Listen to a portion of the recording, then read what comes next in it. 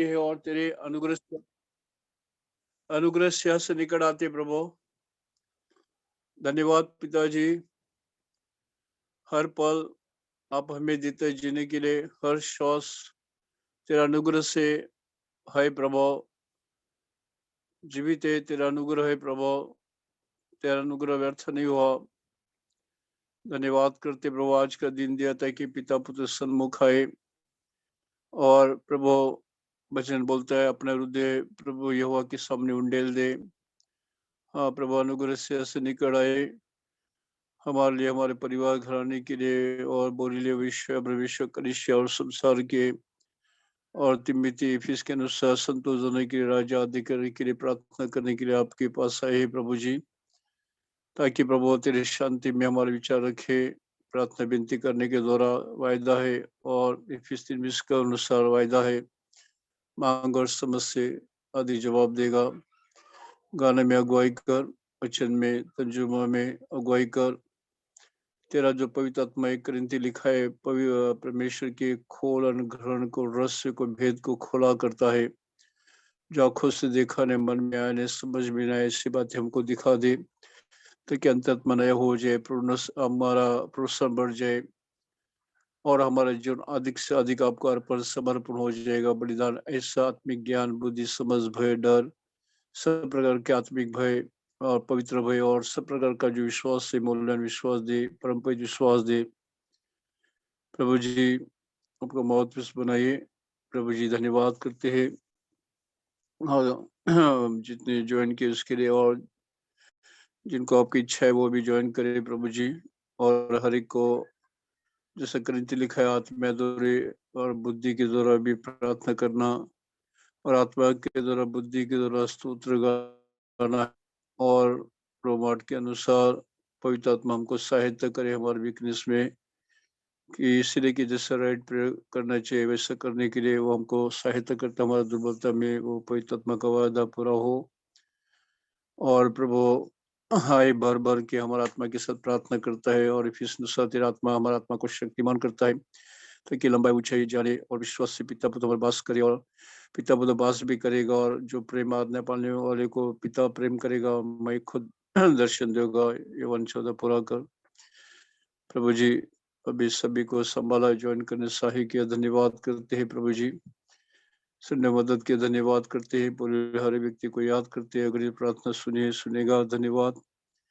राजकीय याजक बना के हमको ये अधिकार अनुग्रह कृपा दिया है कि प्रभु सब तरफ से, सबकी तरफ से पापों को क्षमा मांगना और सबके वती ने तरफ से आपको धन्यवाद करना, बिछवाई करना, ये राजकीय याजक दिया, अधिकार दिया है। इसलिए बहुत धन्यवाद। तेरी विजय में, तेरी धार्मिकता में हम खड़े हैं प्रभु जी। और प्रभु जी आभार मानते तेरे मुक्ति की सेवा करने के लिए, और प्रभु जी हमारा उस आगमन के लिए तैयार होने के लिए हमें सहाय कर। तेरी कृपा विपुल है, इसलिए धन्यवाद करते। विषय के लिए भी धन्यवाद करते प्रभु।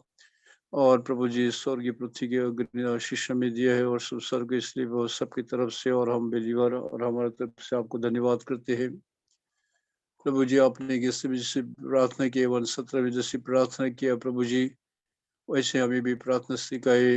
वो लोगों ने बोला कि हमें ये वरना बपतिस्मे के लिए प्रार्थना सिखाए। हमें धन्यवाद, आराधना, प्रार्थना आत्मा सच्चाई में सिखाए प्रभु। सहाय करे, तेरे हाथों में सौंपते हैं। और प्रभु हमारे लिए आपकी बिछवाई चालू है, इसलिए बहुत धन्यवाद करते हैं। हम दुर्बल है, मूर्ख है प्रभु, पर जो प्रार्थना विनती ने हम किया भूलते हैं, इसके लिए भी आप बिछवाई कर रहे हैं, इसलिए धन्यवाद। और पितरस के लिए बिछवाई किया, ऐसा आज भी तो हमारे लिए कर रहा है और आत्मा भी करता है और संत जन विश्व कलिसिया भी कर रहे हैं, इसलिए बहुत धन्यवाद। तेरे उपकार स्मरण करते हैं, दया सलांतर, प्रेम सलांतर, तेरे लहू के लिए, बलिदान के लिए युगान युग जीवित है। यानी प्रभु स्वर्गाधिकार पृथ्वी आदि तेरा ही है, मृत्यु कुंज तेरे हाथ में है। धन्यवाद। अब शरीर का अवय किया और प्रभु जी आप हमें धन्य किया प्रभु, इसलिए स्वर्गीय आशीष के धन्यवाद। पिता पौल के ने हमारा यीशु का पिता परमेश्वर धन्यवाद। दोस्तों उसने हमको स्वर्ग स्थान के सब आशीष दिया है। इतना ने स्वर्ग में बैठा के मुख दिखे, सेवा और मनोभोग ने देखने के लिए भी सहाय किया। धन्यवाद, धन्यवाद, स्तुति, आराधना, उपकार, स्मरण से उद्धार के देश मसीह के नाम में पिता सुन और ग्रहण कर। आमीन। आमीन। गाना गाएं ब्रदर? हाँ ब्रदर, वो ओबेद गा रहा है गाना।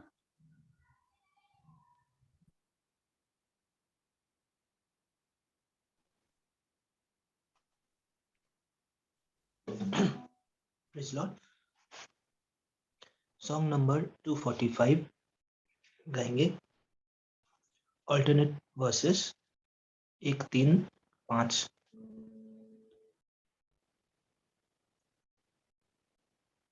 एक, 3, 5 और 6।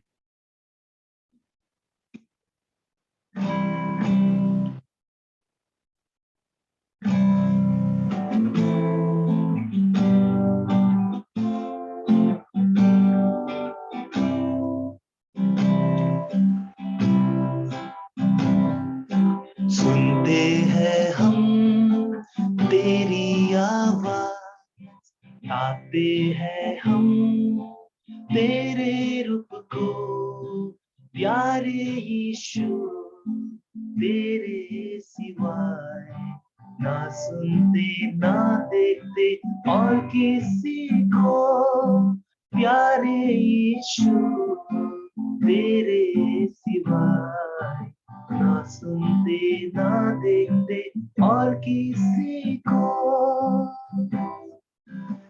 भक्ति का भेद जो बड़ा गंभीर है, ईश्वर तो शरीर में प्रकट हुआ है।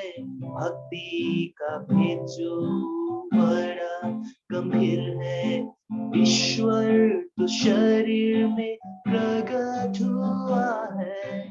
दूतों ने देखा, प्रचार हुआ, दूतों ने देखा, प्रचार हुआ। जग विश्वास किया, महिमा हो तुझी को।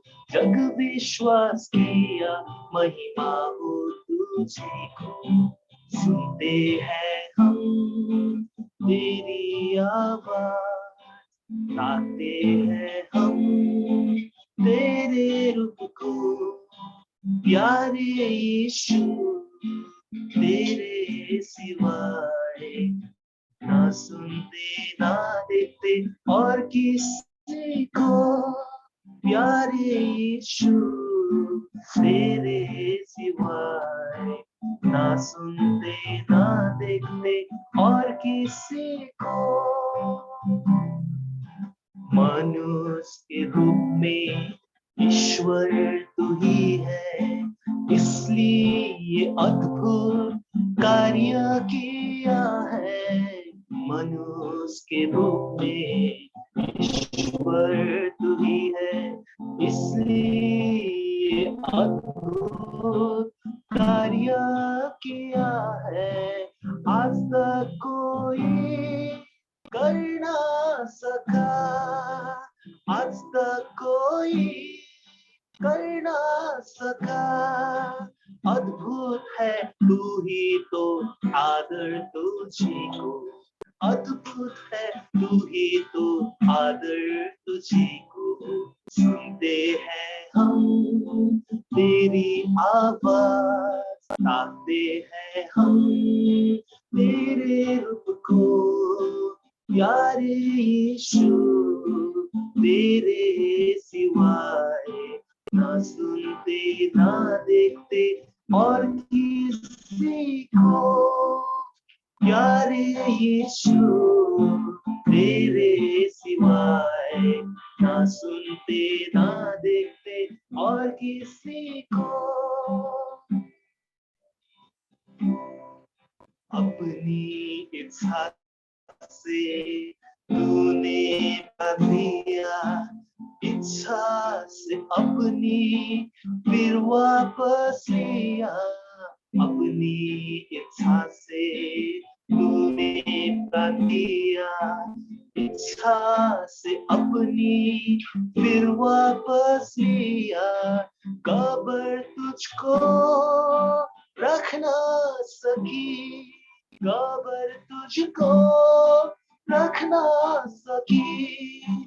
मृत्यु के डंक को अब तोड़ा तू ही तो, मृत्यु के डंक को अब तोड़ा तू ही सुनते हैं हम तेरी आवाज, गाते हैं हम तेरे रूप को, प्यारे यीशु तेरे सिवाय ना सुनते ना देखते और किसी को, प्यारे यीशु तेरे सिवाय ना सुनते ना देखते और किसी को।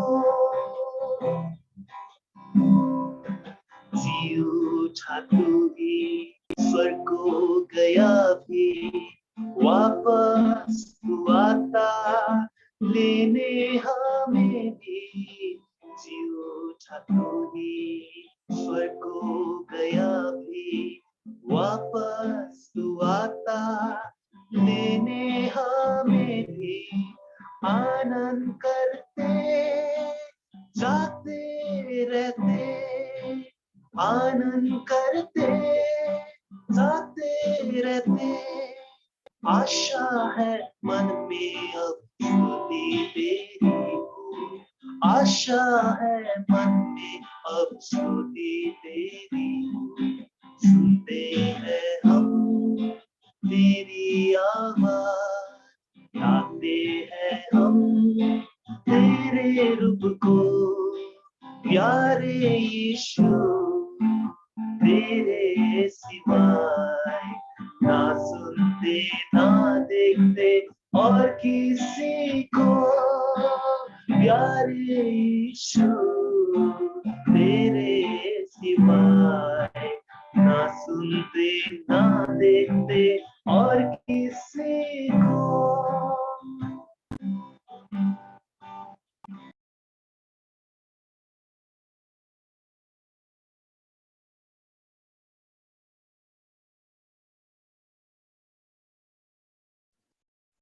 जय मसीह की। आइए अब हम कलीसिया का प्रार्थना के लिए जाते हैं। मेरे साथ आप पहले पत्रस की किताब 4 अध्याय 7 वचन हम सब मिलकर पढ़ते हैं। पहले पत्रस का 4 अध्याय और 7 वचन मैं हिंदी में पढ़ता हूँ। सब बातों का अंत तुरंत होने वाला है, इसलिए संयमी होकर प्रार्थना के लिए सचेत रहो। प्रार्थना करते हैं। हमारे अनुग्रहकारी प्यारे पिता परमेश्वर, इस शाम के समय मंडली के नाई आपके खून से खरीदे हुए संतों के समान आपके सामने आते हैं, हमारी बिछवाई, हमारी प्रार्थना और प्रभु जी हमारे याचकाएं लेके आते हुए। क्योंकि प्रभु जब मंडली बात जोती है, मंडली जब प्रार्थना करती हैं, अचंभे काम होते हैं। और प्रभु जब प्रार्थना में हम लवलीन हो जाते हैं और आपके सामने होते हैं, आपके सन्मुख में होते हैं, और जब प्रभु हम अपने आप को पूरी तरह से आपके हाथ में सौंपते हैं, तो प्रभु आपका वो पवित्र आत्मा परमेश्वर का जो अभिषेकता है हमारे पर आएगा। प्रभु जी, जब तक हम आप में लगे नहीं रहेंगे और प्रभु जब तक हम उस आत्मिक रूप से आपकी ओर देखते हुए प्रार्थना में नहीं बने रहेंगे, प्रभु शरीर की इच्छाओं में रहेंगे, तो प्रभु प्रतिफल नहीं मिलेगा। प्रभु आज हमें सिखाएं आपके सन्मुख रहने के लिए, आपके साथ में रहने के लिए। और प्रभु जी जैसे भी पढ़ा है, आप सब चीजों का अंत होने वाला है। प्रभु उस चीज से हम उस बेदारी में रहते हुए, तैयार होते हुए आपके शीघ्र आगमन के लिए हम सिद्ध करने के लिए आप हमें तैयार रखें। इस चीज को आप हमें सिखाएंगे मानते हुए ये प्रार्थना हमारे उद्धारकर्ता प्रभु यीशु मसीह के नाम पे मांगते हो, सुनिए, ग्रहण कीजिए, आमीन। पत्रस का 4 अध्याय में जब देखते हैं, पहले पत्रस का 4 अध्याय 7 वचन में, अब उन्हें सब बातों का अंत तुरंत होने वाला है, इसलिए संयम होकर प्रार्थना के लिए सचेत रहो। तो 3 चीजों के इसके अंदर हम देख सकते हैं। सबसे बोल रहा है सब बातों का अंत होने वाला है, और ये सबको जब हम देखते हैं जिस तरह से दृष्टिकरण दिया गया है, पूरा संसार का अंत हो जाएगा, उसके बाद परमेश्वर का आगमन है, उसके बाद फिर न्याय का सिंहासन के सामने हमको खड़े होना पड़ेगा।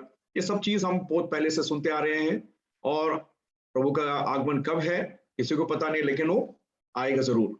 जब आएगा तो उस समय में हम उस संयमी होकर हम हैं क्या, हम सचेत रह रहे हैं क्या, हम प्रार्थना में हो रहे हैं क्या, ये चीजों को जब हम देखते हैं तो सबसे पहले वचन में अगर पहला पतरस का 4 अध्याय का पहले वचन में क्या बोलता है, इसलिए जबकि मसीह ने शरीर में होकर दुख उठाया, तो तुम भी उसी मनसा के हथियार के समान धारण करो। क्योंकि मसीह जब दुनिया में आए थे, उन्होंने शरीरधारी होकर हमारे बीच में हमारे जैसे ही उनका जीवन रहा और हर पाप से वो दूर रहे, पाप रहित थे और पवित्र जीवन जिए, हमारे लिए एक मार्गदर्शक बने, हमारे लिए एक जीवन कैसा जीना है वो हमको सिखाए हैं। और जिस तरह से उन्होंने पाप की घृणा जैसा की, उसी तरह से हम भी उस हथियार को हमारे हाथ में समान धारण करते हुए उस मनसा को बनाते हुए, तो सेम माइंड बोलता है, सेम माइंड ऑफ क्राइस्ट, मसीह का उस मनसा को धारण करते हुए हथियार के नाई हम अपने शरीर में दुख उठाए, ताकि वो पाप से छूट गए, वो पाप से हम छुटकारा पाए। उससे क्या होगा, तब भविष्य की अपने शेष शरीर जीवन मनुष्यों का अभिलाषों के अनुसार वह नहीं, वरन परमेश्वर की इच्छा के अनुसार व्यतीत करे। ये परमेश्वर का हमारे लिए एक बहुत ही बड़ा उद्देश्य है, जो हमें उस चीज को हमें मानना है, क्योंकि मसीह ने खुद अपने पिता परमेश्वर की जो इच्छा है उस अनुसार ही उन्होंने काम किया है, अपने मन से कुछ भी नहीं किया। जो कुछ भी किया, परमेश्वर ने जो आज्ञा दी, उस आज्ञा को पालन करते हुए उन्होंने उस इच्छा को पूरी करते हुए उन्होंने बोले समाप्त हो गया, सब चीज का अंत हो गया है। मतलब जो पाप का था, पाप को उन्होंने उस पाप कर जीत कर हमें उस विजयी जन हम उन्होंने हमें बनाया है। तो कैसा, देखिए रोमी का किताब 8 अध्याय अगर पहले वचन में देखते हैं, इसलिए अब जो मसीह यीशु में है उन पर दंड की आज्ञा नहीं है, क्योंकि जीवन की आत्मा की व्यवस्था के मनसा में मसीह यीशु में मुझ पाप की और मृत्यु की व्यवस्था के स्वतंत्र कर दिया।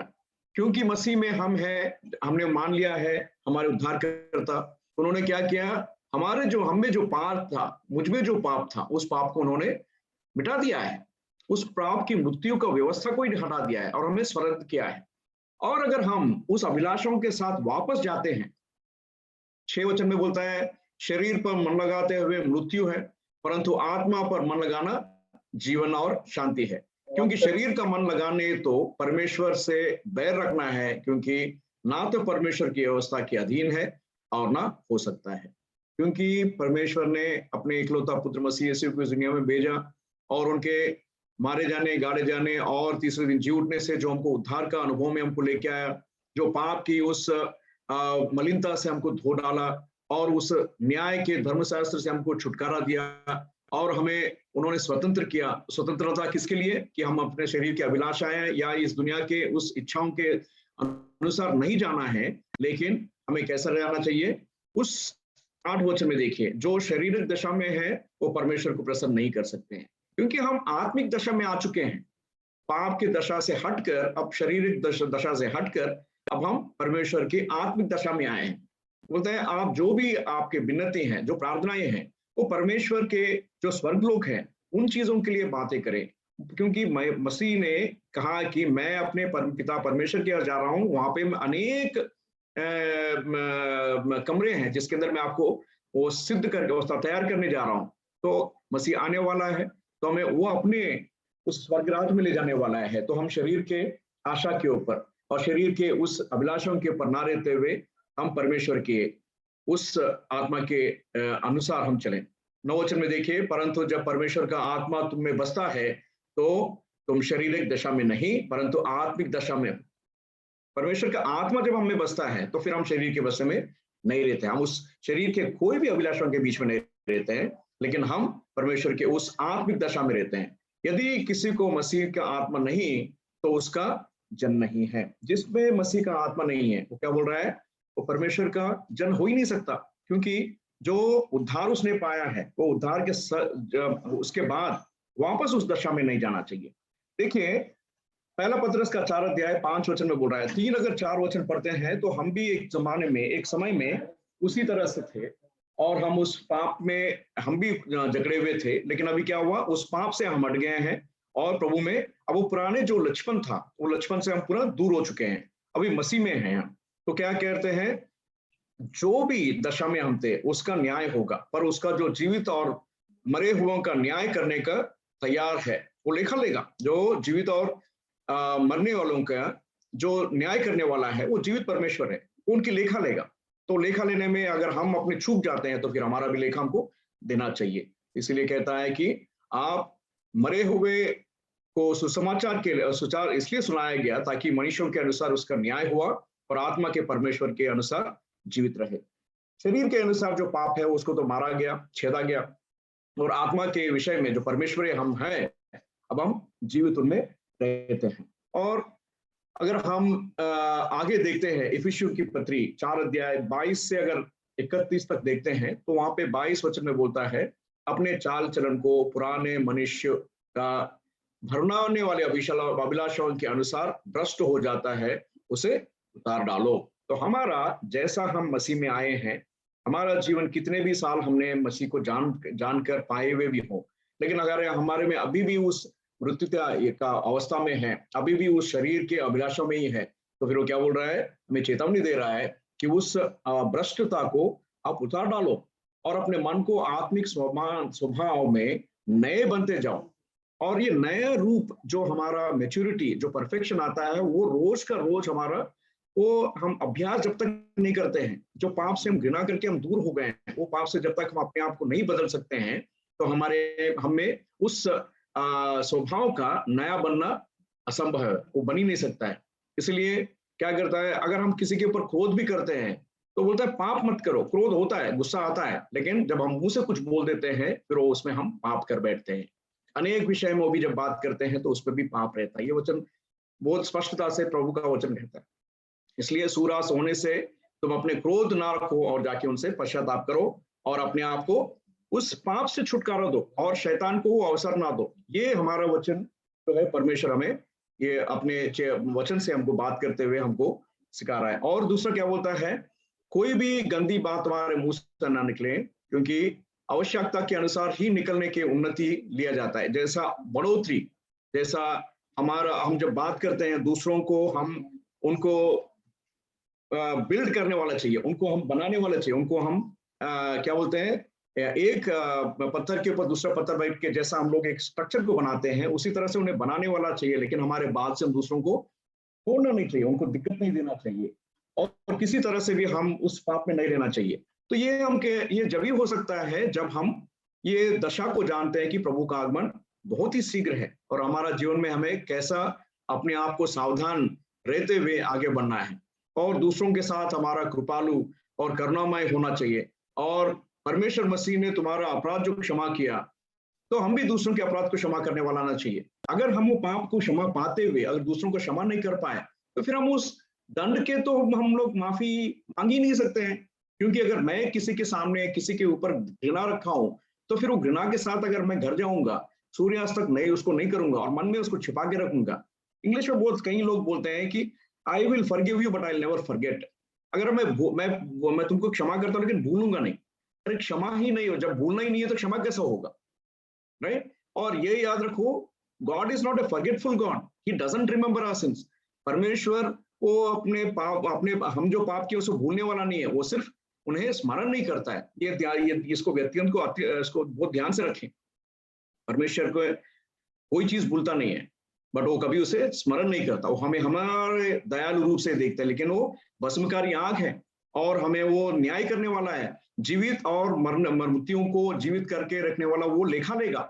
इस चीज को हम ध्यान रखते हुए हमारे आगे बढ़ना बहुत जरूरी है अपने जीवन में। अगर आप उसी अध्याय का मतलब इफिसी का 5 अध्याय का 1 और 2 वचन में पढ़ते हैं, तो वहां पे हम एक मिनट में, I don't have a Hindi.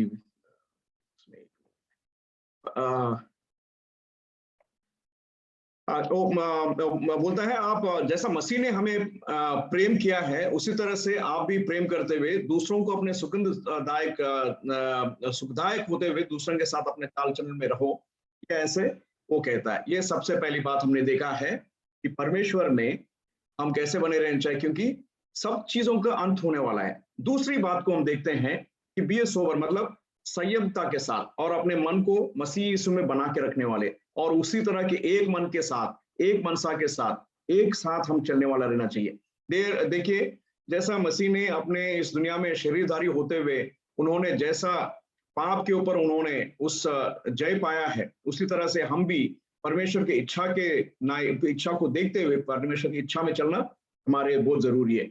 अगर आप पहला पत्रस का 5 अध्याय उसका 8 वचन अगर देखते हैं, पहला पत्रस 5 और उसका 8 वचन, पहला पत्रस 5 और उसका 8 वचन कहता, हाँ, सचेत हो और जागते रहो, क्योंकि तुम्हारा विरोधी शैतान गरजने वाले सिंह के समान इस खोज में रहता है कि वो इसको फाड़ खाएं। देखिए, हम अगर सचेत नहीं रहेंगे, हमें अपने गुस्से पे काबू नहीं रखेंगे, हम दूसरों के साथ अपना मेल मिलाप नहीं करेंगे, तो शैतान शीघ्र ही वहीं पर खड़ा है, तो हमें उसे वो क्या करेगा, वो गरजने वाले सिंह की तरह हमें वो खा जाएगा। इसलिए कहता है कि आप सचेत रहो, जागते रहो। अगर जागते रहने वाली बात करते हैं तो हम वो 5 जो फुलिश वर्जिन्स है, फुलिश कन्या है, उनके बारे में याद आता है। वो क्या कहे हैं, उनका ब्राइड को मतलब दूल्हे की देरी होने से वो क्या करें, सो गए हैं, नींद में आ गए हैं। तो हम भी अगर ऐसे सोते रहें, क्योंकि मसीह जो है कैसा आने वाला है, वो चोर के नाई आने वाला है। क्या समय आएगा, कैसे समय पे आएगा, हम उसका कभी नहीं जानते। इसलिए हमें सचेत रहना है, ताकि जो शत्रु शैतान है वो हम पर किसी तरह से हावी नहीं होगा। याकूब का 5 अध्याय का 8 वचन में पढ़ते हैं, तुम भी धीरज धरो और अपने हृदय को दृढ़ करो, क्योंकि प्रभु का आगमन निकट है। तो इसीलिए हम उस चौकसी में अपने आप को स्थिर करते हुए कलीसिया के नाई एक दूसरे के साथ प्रेम अनुभव के साथ, एक दूसरों के साथ उस वचन के बेदारी में चलते हुए, अन्यथा ना बात करते हुए, प्रभु के ऊपर हमारा मन रखते हुए, और जो प्रार्थना करने में हम सब जुड़ते हैं, अब एक मतचित होकर प्रार्थना करते हैं, तो कई असंभव काम जो है वो पूरी तरह से उसको हम उसके ऊपर सफल पा सकते हैं। और कोई ऐसी चीज नहीं है जिसके ऊपर हम वो हावी नहीं हो सकते हैं।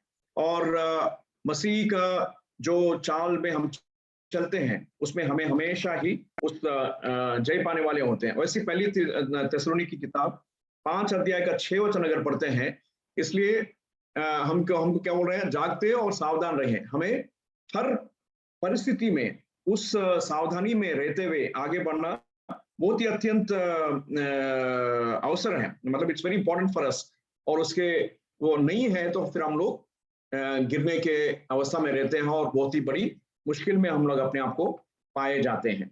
और 8 वचन अगर पढ़ते हैं, तो पर हम जो दिन के हैं, विश्वास और प्रेम के झिलिम पहनकर उद्धार की आशा का टोप पहनकर सावधान रहें। बोलता है ब्रेस्टप्लेट ऑफ फेथ, और उसके बाद wear the helmet the hope of salvation. कैसे उद्धार की आशा और टोप पहनकर सावधान रहें। ये हमारा बहुत ही बड़ी निश्चयता के साथ हमारे जीवन में उस उद्धार का जो हमारा ब्रेस्टप्लेट है, जो आशा है, उसे पहन के हमें हमेशा उस शैतान शत्रु के साथ हमें लड़ने वाले वैसे रहना चाहिए। और अगर लास्ट में अगर देखते हैं प्रार्थना में बने रहो, तो यहाँ पर ये चीज इसलिए हमारे लिए महत्व है, क्योंकि जब हम प्रार्थना में रहते हैं, जब हम घुटनों पे आते हैं, शैतान भी उससे डर जाता है, कांपता है, वो कुछ भी नहीं कर पाता है। और प्रार्थना में जब बने रहते हैं तो हमें उसमें ताकत मिलता है। और अगर हम 7 हथियारों में 7 जो हमारे कवच है उसमें से देखते हैं, तो 2 हथियार है, 5 हमारे बचाव के लिए हैं। 2 हथियार क्या है, एक तो परमेश्वर का वचन, sword of the spirit, sword of the word जो है, दूसरा जो प्रार्थना वाली। ये प्रार्थना इतनी शक्तिशाली है, आप पूरे दुनिया में कहीं भी होकर प्रार्थना करते हैं, वो प्रार्थना का जो तरंग है, जो परमेश्वर तक पहुंचते हैं, हर चीज को वो रोक देता है, और हर चीज को हमें उसमें संभवता देता है, और हमें उस चीज को हमें पाने के हासिल देता है। इसलिए कहते हैं जब मंडली प्रार्थना करता है, तो मंडली का जय कब होगा, जब पूरे हम लोग एक मन में, बिना किसी मन में क्रोध विभेद रखे रहते हैं, तो उसमें हम एक चित्त और एक मन के साथ रहते हैं, तो ये प्रार्थना का उपलब्धि में हम पा सकते हैं। देखिए अय्यूब का 14 अध्याय 16 वचन में क्या बोलता है, अय्यूब बोलता है, परंतु अब तो मेरा पग पग को गिनता है, क्या तू मेरी पाप तो ताक नहीं लेता। अगर हम प्रार्थना में जब आते हैं तो क्या करते हैं, जब प्रार्थना में जब मसीह के पास आते हैं, तो अगर हमारा प्रार्थना क्या बोलता है, तूने मेरे ख्याल से यशायाह में लिखा हुआ है, तूने मेरे पापों, तूने अपने आप में आपको चारों तरह से तूने मेघों के साथ अपने आप को छुपा रखा है, ताकि मेरा प्रार्थना तुम तक ना जाए। तो मेरे भाई बहन, अगर हमारे मन में ऐसा कुछ है, कलीसिया के लिए जब आते हैं तो अपने आप को पश्चाताप करते हुए, अपने पाप को मानते हुए उस प्रार्थना में बने रहें, ताकि क्योंकि जो हमारा पग जानता है कि हमारा पाप को नहीं जानता, हमारा मन को नहीं जानता, तो उस हिसाब से हमको अपना मन को ठीक करते हुए आना चाहिए। और कलीसिया की 4 अध्याय अगर 2 वचन में देखते हैं तो यहाँ पे कलीसिया को बोल रहा है कि प्रार्थना में लगे रहो और धन्यवाद के साथ उसमें जागृत रहो। जब प्रार्थना में हम रहते हैं वो इतना बल देता है तो हमारे मुंह से धन्यवाद के शब्द अपने आप ही आ जाते हैं, उसे जबरदस्ती हमको मुंह में डालने की जरूरत ही नहीं है। क्योंकि जब प्रार्थना में बनते हैं तो हम मसीह को भी देखते हैं, जब वो बहुत ही विवस्त हो गया था, जब गत्समने में भी प्रार्थना कर रहा था तो स्वर्गदूत आके उन्हें क्या किया, हियाव दिया है उन्हें, दे स्ट्रेंथन हिम, और वो वापस जाकर उस काम को संपूर्ण कर पाया। तो मसीह ने जब हमको दिखाया है कि हम कैसे प्रार्थना में बनना है, और पूरी धर्मशास्त्र, पूरे पवित्र शास्त्र हमको दिखा रहा है कि प्रार्थना में बना रहना है। जब तक प्रार्थना, देखिए बहुत ही मूल पाठ अगर हम जानते हैं, कहीं भी काम, कोई भी काम जाने से पहले मसीह यीशु ने एक बहुत ही बड़ी पाठ सिखाया। जब वो पुनरुत्थान के उठा और जब ओलिव के पर्वत पे गया और जब अपने पिता के पास जाने वाला था, उन्होंने बोला आप बाहर मत निकलो जब तक मैं आपको पवित्र आत्मा परमेश्वर को आपके साथ में नहीं भेजूं। तो क्या कर रहे थे, 120 पूरे, मतलब ये शिष्य, 12 शिष्य और 70 लोग और बाकी के लोग 120 लोग क्या कर रहे थे, प्रार्थना में ही थे। वो कहीं बाहर नहीं गए, कुछ भी नहीं काम किए, लेकिन वो प्रार्थना में बने रहे। और उनके ऊपर सबसे पहले हम देखते हैं कि वो पवित्र आत्मा परमेश्वर का उनके ऊपर आया बसा है। जब तक हम प्रार्थना में नहीं रहेंगे और प्रार्थना में बने नहीं रहेंगे और उसमें मनसा में नहीं रहेंगे, पवित्र आत्मा का अभिषेकता हमारे ऊपर कभी नहीं आएगा। ये चीज हम बहुत ही गंभीर तरह से हमें इसको देखना है, सीखना है, और तभी हमारे कार्य, हमारे जीवन में, हमारे परिवार में, हमारे कलीसिया में बहुत ही बड़ी बेदारी आएगी। और उसके बाद जब हम जाके वचन की बोझ जब दूसरों में बोलते हैं, बीज जब बोझते हैं, तो वो उसका प्रतिफल हमें दिखाए देख सकते हैं। और पहली कोरिंदी की somebody can read पहली कोरिंदी की 16 अध्याय, पहली कोरिंदी 16 अध्याय का 13 वचन, 16-13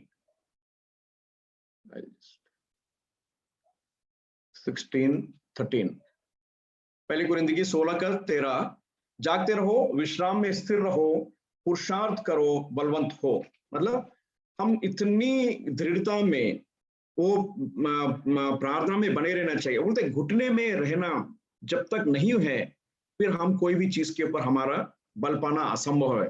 तो जागते रहो, विश्वास में स्थिर रहो, पुरुषार्थ करो और बलवंत रहो। प्रार्थना में हमें हमेशा बनते रहना चाहिए।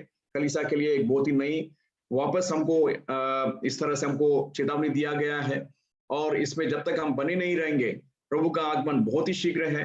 फिर हम उसमें अगर हम छूट गए तो बहुत ही बड़ी दर्दनाक समय हमारे सामने है। लेकिन इस चेतावनी को लेते हुए आखिरी में 2 तिमोथी की 4 अध्याय 5 वचन में एक बार मैं पढ़ता हूं, पर तू जब बातों में सावधान रहा, दुख उठा, समाचार प्रचार का काम कर और अपने सेवा का पूरा कर। हम सभी को काम दिया गया है। Each one of us are given the labor। हर आदमी, हर भाई, हर बहन के लिए हमें काम दिया गया है। हर बातों में, हर सब बातों में हमको सावधान रहना चाहिए। हमारे चाल में, हमारे बोलचाल में, हमारे पड़ोसियों के साथ, हमारे वेश भाषा में, हमारे अपने आप के साथ, हमारे परिवार के साथ, सभी के साथ सावधान रहें। जो भी बात करते हैं, अगर किसी को दुख हो गया तो तुरंत ही हमें क्षमा मांगना चाहिए। दूसरा, दुख उठा, दुख किस लिए उठा, कि प्रभु के लिए। मतलब आराम का जीवन ही नहीं है हमारा, दिन भर प्रार्थना में बने रहना चाहिए सबसे पहली बात। और जब प्रभु हमें अगुवाई देगा, उठ के जाओ, सुसमाचार के प्रचार का काम जब करो और अपना सेवा पूरी करो। जब हम यहाँ पर हैं दुनिया में, हमारे अपने दूसरे व्यवस्थाएं हैं, हमारे घर के कामकाज है, हमारे ऑफिस है, बाकी कितने भी काम है, लेकिन सबसे पहले जब अपना ये पूरा प्रभु के ऊपर हम पूरी तरह से रहते हैं, निर्भरता उनके ऊपर होती है, और जब हम जाके जब कोई भी काम करते हैं तो उसका वो प्रतिफल हमें मिलता है। सुसमाचार ऐसे नहीं बांटा जाता, या किसी के कोई भी काम हम ऐसे नहीं कर सकते जब तक हम अपने ऊपर काबू रखते हुए सावधान न रहें। और दुख उठाने के लिए मतलब हमारे रात के नींदों को दूरी करने पड़ चाहिए, और सुबह का नींद उठाकर प्रभु के सन्मुख जब रहते हैं, जैसा हम शुरू प्रभु के साथ और रात की अंत भी प्रभु के साथ, और पूरा दिन के लिए हमें क्या करें, हियाव देगा। वो हथियार जो हमें दिया है, जो शरीर के उस अभिलाषाओं के ऊपर हराने के लिए, उसको उतारने के लिए हमें तैयार रहना चाहिए, और परमेश्वर का इच्छा करने के लिए हमें हमेशा से सावधान रहना चाहिए। तो इस वचन को बहुत अच्छे आशीष दे और मंडली को प्रार्थना करने के लिए हमें अगुवाई दें। आज के जो अनाउंसमेंट्स है, मतलब जो प्रार्थना के विषय है, मैं उनको आपके सामने रखता हूँ।